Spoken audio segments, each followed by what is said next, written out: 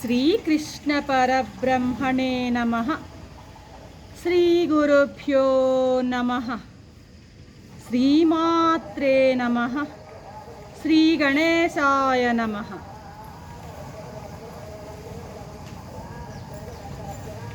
ప్రియాత్మబంధువులారా, నిత్య జీవితంలో భగవద్గీత 296వ భాగం 13వ అధ్యాయం క్షేత్రజ్ఞ విభాగ యోగం.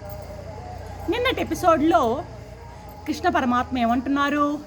నీ స్వరూపాన్ని గనక నీవు గుర్తించినట్లయితే స్వయంగా నీవే పరమాత్మవి అని గట్టిగా చెప్పారు 20వ శ్లోకంలో. చెప్తూ ఉన్నారు. ఏమంటున్నాడు? నీ స్వరూపాన్ని నువ్వు గనక గుర్తిస్తే స్వయంగా నీవే పరమాత్మవి. ఏమంటున్నాడు 20వ శ్లోకంలో? కార్యకారణ కర్తృత్వే హేతు ప్రకృతి రుచ్యతే, పురుష సుఖ దుఃఖానాం భోక్తృత్వే హేతు రుచ్యతే అంటున్నాడు. అర్జున, పంచభూతాల వలన కలుగు శరీరాలు కార్యాలు, ఇంద్రియాలు కరణాలు. అంటే కార్యాలు కరణాలు రెండు ఉన్నాయి. ఈ కార్యాలు కరణాలు రెండూ కూడాను వేటి ద్వారా జనిస్తున్నాయంటే పంచభూతాల వలన. అసలు కార్యాలంటే ఎన్ని? అవి ఏవి? పృథివీ, ఆపస్, తేజస్, వాయు, ఆకాశాలు అంటే పంచభూతాలు. వాటి విషయాలైనటువంటి శబ్ద, స్పర్శ, రూప, రసగంధాలు పంచభూతాలు. అవి శబ్ద తన్మాత్రలు. ఏవి? శబ్ద, స్పర్శ, రూప, రసగంధాలు. ఈ 10 కలిసి ఏమంటారంటే కార్యాలు అంటాం. ఈ 10 కూడాను దేని నుండి వస్తున్నాయి? పంచభూతాల నుండే వస్తున్నాయి. ఇవి కార్యాలు. ఇక కరణాలు ఏంటి? మనసు, బుద్ధి, అహంకారం, అదేవిధంగా త్వక్, చక్షు, శ్రోత్ర, గ్రాణం ఉన్నాయి కదా, జిహ్వ. ఇవి ప్లస్ ఇంకా ఏంటి? దానికి వచ్చినటువంటివి కర్మేంద్రియాలు ఏమున్నాయి? ఉపస్థ, పాయువు, పాద, పాణి, ఉపస్థ, పాయువు, ఇవన్నీ కలిసి ఆ యొక్క 5 అన్నమాట. మొత్తము మనసు, బుద్ధి, అహంకారం 3, స్తోత్ర, చక్షు, జిహ్వ, గ్రాణ ఇవి ఒక 5 కాస్త 8. అదే వాక్, పాణి, పాద, పాయువు, ఉపస్థ ఇవి ఒక 5, మొత్తం కలిసి 13 కరణాలు. కార్యాలేమో 10, కరణాలేమో 13. అర్థమవుతుందా? ఈ కార్యాలు కరణాలు రెండూ కూడాను దేని ద్వారా పుడుతున్నాయంటే పంచభూతాల వలన కలుగుతున్నాయి అన్నాడు.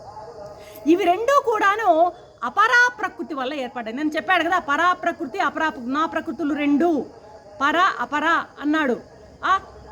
అందులో అపరా ప్రకృతి నుండి ఈ కార్యాలు కరణాలు ఏర్పడుతున్నాయి.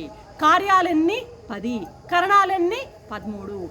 ఇవన్నీ కూడాను అపరా ప్రకృతి వలన ఏర్పడతాయి. వీటి నిర్మాణానికి కారణం ఏంటయ్యా అంటే అపరా ప్రకృతే అని చెప్తున్నాడు అనమాట.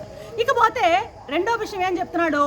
సుఖ దుఃఖాలు అనేటువంటి అనుభవించడం అనేది ఉందే, పురుష సుఖ దుఃఖానాం భోక్తృత్వే హేతురుచ్యతే అంటాడు. సుఖ దుఃఖాన్ని అనుభవించడం అన్నదే అది పరాప్రకృతి అయిన పురుషుని కారణం. ఇక్కడ 2 చెప్తున్నాడు. అపరాప్రకృతి అయినటువంటి అపరాప్రకృతి యొక్క నుండి ఏర్పడినవి కార్యాలు కరణాలు. పరాప్రకృతి ఏం చేస్తాడంటే ఈ సుఖ దుఃఖాలని అనుభవించడం పరాప్రకృతి అయినటువంటి పురుషుడు చేస్తాడు. ప్రకృతి వచ్చి ఆ 23 ఏది? కార్యాలు కరణాలు ప్రకృతి అవుతాయి, అపరాప్రకృతి అవుతాయి. పరాప్రకృతికి నుండి పరాప్రకృతి యొక్క గుణం ఏంటంటే సుఖ దుఃఖాలని అనుభవించడము. సుఖ దుఃఖాలని అనుభవించడం పరాప్రకృతి అయినటువంటి పురుషుడే కారణం. సుఖ దుఃఖాలు మనకు అనుభవానికి వస్తున్నాయంటే ఆ పరాప్రకృతి అయినటువంటి పురుషుడే కారణము. ఏంటి ఆ పరాప్రకృతి అయిన పురుషుడు? ఆ అంతఃకరణలో ప్రతిబింబించినటువంటి ప్రత్యేగాత్మ యొక్క చైతన్యమే, జీవుడే. ఇక్కడ పురుషుడు అంటే ఇక్కడ జీవుడే సుఖ దుఃఖాలు అనుభవించడానికి కారణము. కార్యకారణ కర్తృత్వే అనే చోట కొన్ని చోట్ల ఏంటంటే కార్యకరణ కర్తృత్వే అన్నాడు కదా, కార్యకరణ కర్తృత్వే అన్నాడు. కొన్ని చోట్ల కార్యకారణ కర్తృత్వే అని కూడా మనం అక్కడక్కడ చూస్తుంటాం. పాఠ్యాంతరం ఉంది. పాఠ్యాంతరం అంటే కొన్ని రాసేటప్పుడు కొంతమంది ఏంటంటే ఆ పదాలు మార్చేస్తూ ఉంటారు. దీన్ని పాఠ్యాంతరం అని అంటుంటారనమాట. సరే, అది అలా ఉంచితే ప్రపంచం కార్యకారణ రూపంలో నడుస్తుంటుంది. ఎప్పుడు కార్యము కారణం ఏదైనా సరే కాజ్ అండ్ ఎఫెక్ట్ థియరీ అని మనం కూడా సైన్స్ కూడా అదే చెప్తుంటుంది. కాజ్ అండ్ ఎఫెక్ట్, కార్యం కారణం, కార్యం కారణ రూపంలోనే మొత్తం సృష్టి అంతా నడుస్తుంటుంది అనమాట. మరి ఈ కార్యానికి కారణానికి వీటన్నిటికి కూడాను ఎవరు కర్త అంటే ప్రకృతియే కారణము, అపరా ప్రకృతి కారణము అని ఇక్కడ మనకి అర్థం అన్నమాట. ఇక్కడ మనకు సాంఖ్యుల సిద్ధాంతం కొంతవరకు ఇక్కడ టచ్ అవుతూ ఉంటుందన్నమాట, అంగీకరింపబడుతూ ఉంటుందన్నమాట. మామూలుగా అసలు ప్రకృతి పురుషుడు అనే శబ్దాలు సాంఖ్యులవి. అవి ప్రకృతి కర్త అని, పురుషుడు భోక్త అంటారు సాంఖ్యుల అభిప్రాయంలో. ప్రకృతి కర్త, అనుభవించేవాడు పురుషుడు భోక్త అని అంటారు అన్నమాట వాళ్ళు. ఇప్పుడు భగవంతుడు కూడా ఇక్కడ మనకు ఒక రకంగా అలాగే చెప్తున్నాడు. అపరాప్రకృతి అయినటువంటి మాయ కర్త అంటున్నాడు, పరాప్రకృతి అయిన జీవుడు భోక్త అని అంటున్నాడు. ఇక్కడ కూడా సాంఖ్యులతో ఏకీభవిస్తున్నాడు స్వామి మనకి. అపరాప్రకృతి అయినటువంటి మాయ కర్తగా చెప్తున్నాడు, పరాప్రకృతి అయినటువంటి ఆ జీవుడు పురుషుడున్నాడే ఈడు భోక్త అని చెప్తున్నాడు ఇక్కడ. కాబట్టి సాంఖ్యులతో ఏకీభవిస్తున్నాడు పరమాత్మ ఇక్కడ కూడా అన్నమాట. అయితే ఈ భోక్తృత్వం అని చూసారు, భోక్త ఇక్కడ పరాప్రకృతి అయినటువంటి జీవుడు భోక్త అన్నాడే, ఈ భోక్తృత్వం అనేది యథార్థం కాదు అన్నది వేదాంతులు చెప్పేటువంటి వాదం. వేదాంతులు చెప్పేటువంటి వాదన ఏంటంటే యథార్థం కాదా, అది భోక్తృత్వం యథార్థం కాదు అంటారన్నమాట వీళ్ళు. ఎందుకని అంటారంటే ఇక్కడ చెప్పబడినటువంటి భోక్త అనేవాడు ఉపాధితో ఉన్న జీవుడు, ప్రత్యేగాత్మ నుంచి వచ్చినటువంటి ఆ చైతన్యము అంతఃకరణం మీద పడి జీవుడుగా చిదాభాసుడుగా చెప్పబడుతున్నాడు. కాబట్టి ఈ ప్రత్యేగాత్మ ఇక్కడ ఈ అంతఃకరణతో మాయతో కలిసి ఉన్న జీవుడు, ఉపాధితో ఉన్నటువంటి జీవుడు. కాబట్టి ఈ భోక్తృత్వం అని అనొచ్చు. ఈ ఉపాధిని కనుక వదిలేస్తే అది శుద్ధ బ్రహ్మమే జీవుడు. కాబట్టి అతనికి భోక్తృత్వం చెల్లదు. సచ్చిత్తానంద పరబ్రహ్మకి భోక్తృత్వం ఉండదు, కర్తృత్వం ఉండదు. మరి ఇక్కడ ఎందుకన్నా తాత్కాలికంగా ప్రత్యేగాత్మ నుంచి వచ్చిన చైతన్యము అంతఃకరణతో కలుస్తోంది, అంతఃకరణ మీద ప్రతిఫలిస్తోంది. కాబట్టి ఈ ప్రకృతి యొక్క తాదాత్మ్యం వల్ల ఇక్కడ భోక్తృత్వం అని కొంత అనొచ్చు. కానీ ఎప్పుడైతే ఈ ప్రకృతి నుంచి తాదాత్మ్యం వీడిపోతే ఈ జీవుడు నేను ప్రకృతిని కాదు, నేను మనసుని కాదు, నేను ప్రాణాన్ని కాదు, నేను దేహాన్ని కాదు అనేటువంటి ఆ భావన గట్టిగా ఏర్పరచుకుని నేను సచ్చిత్తానంద పరబ్రహ్మనే అనుకున్నప్పుడు అతనికి భోక్తృత్వం చెల్లదనమాట. భోక్తృత్వం చెప్పడానికి వీలు లేదనమాట. కాబట్టి ఉపాధి సహితుడైనటువంటి జీవుణ్ణి ఉపాధి సహితుడైనటువంటి జీవుణ్ణి ప్రకృతి కూటంలో చేర్చాడు. కానీ ఉపాధి లేకపోతే జీవుడు దేవుడే. అర్థమైందా? ఇక్కడ ఏంటంటే పరమాత్మ ప్లస్ ఉపాధి అంతఃకరణము ఈక్వల్ టు జీవుడు. అదేవిధంగా పరమాత్మ మైనస్ ఉపాధి అంతఃకరణం ప్రకృతి తాదాత్మ్యం లేకపోయినట్లయితే వాడే సచ్చిత్తానంద పరబ్రహ్మ అన్నమాట. అర్థమవుతుందా? భగవంతుడు ఈ విషయాన్ని మనకి రాబోయే శ్లోకంలో చెప్తారు విపులంగా.